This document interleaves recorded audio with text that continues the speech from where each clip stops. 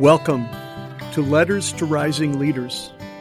It's a podcast series about God, soul, love, and leadership.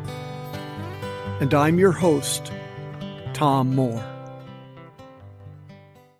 If you're following along in my book, Letters to Rising Leaders, this is week 18, and the topic is the servant. We're in the midst of the second quarter, and the topic for this quarter is, who am I? But maybe the better question is, whose am I? Because once we understand that we're not alone, that we are in deep kinship with God, we are His children, it changes us. It helps us to understand that He is with us, He is in us, and He speaks to us. Let's begin with that premise. God is always speaking to us. Now, if we don't believe that, we're not going to tune our inner ear to His voice, so we're not going to hear it. But if we do believe, then we can be like Samuel in the Bible.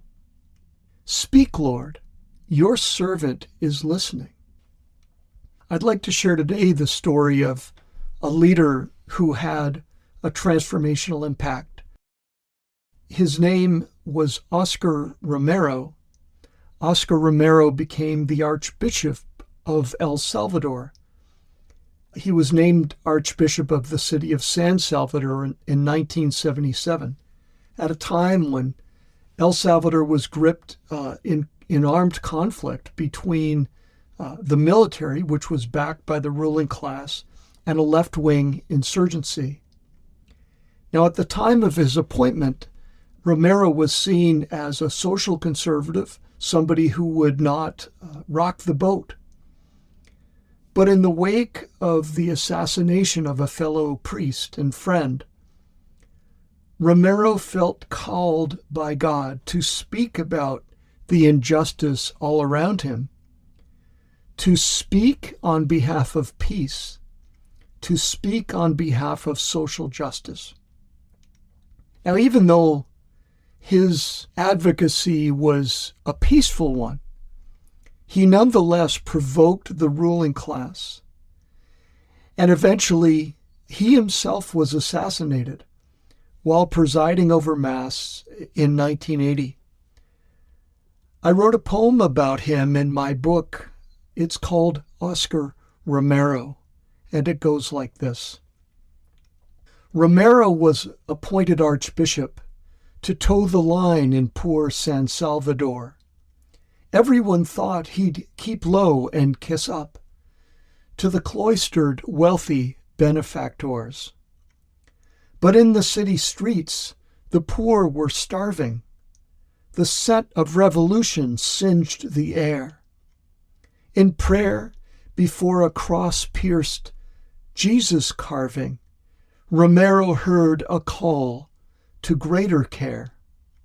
He went out, preached in soaring calls for justice, despite the rising anger of the rich, until at Mass, when raising up the chalice, assassin's bullet mixed Christ's blood with his. O God, what a gift He laid at your table. Would I be so ready, willing, able? Romero's life of action, his servant leadership, was grounded in his faith, and his faith was grounded in a deep interior prayer life. That opening of our hearts to God's voice is the beginning of servant leadership. It's where we figure out where we're called to serve, and that happens in prayer. In past podcasts, I've talked about the many dimensions of servant leadership, and I've said that it doesn't need to be big or grand. Servant leadership can happen in our families, and sometimes the realities of life are such that our entire capacity is there. We have no more to give than what we can give to our families. Yes, that is servant leadership. But it can also have a wider reach. I've had the privilege of coaching tech company CEOs for the last 11 years, and I work with many gifted leaders, and many of them have a heart for servant leadership, and they have offered their gifts in a variety of ways that have had a transformational impact on others. We too are called to deep interior prayer. Prayer is the starting point for servant leadership. And I think it's helpful to pray every day. Now, as we do, we're not always going to get it right. We're going to have those times when our minds just are not connected. We drift off and, we lose sight during our prayer time of God and so forth. I think God smiles upon us in those situations. He appreciates our attempts. And in fact, that is the theme of the song for this week. It's called Humble Scraps.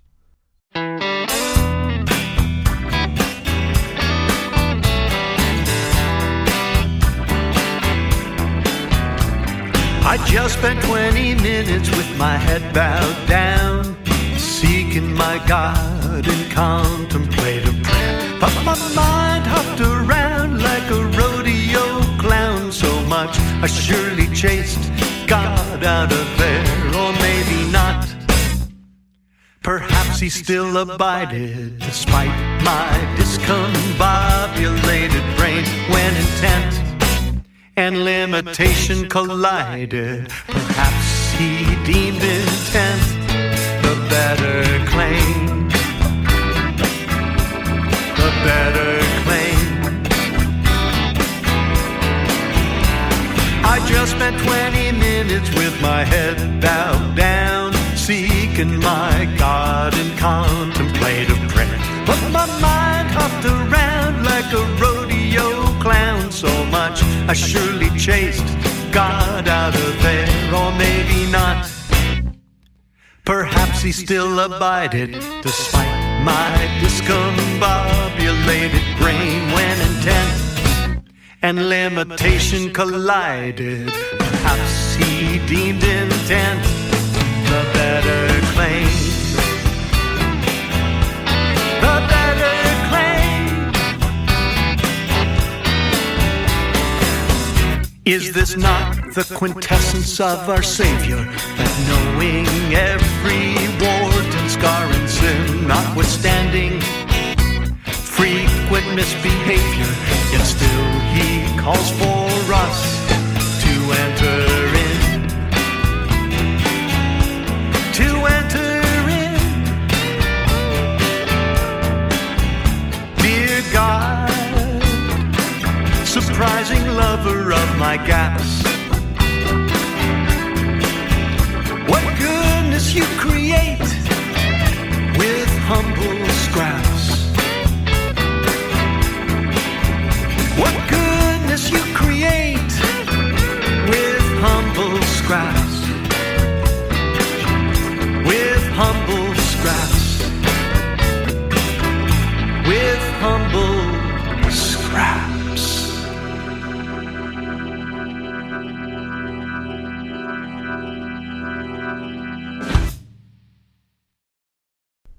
What goodness God creates with humble scraps. Thank God. Well, that's it for today. I hope you'll join us next week for the next episode in this Letters to Rising Leaders podcast series. As I say each week, leader of goodness, go in faith to love and heal the world.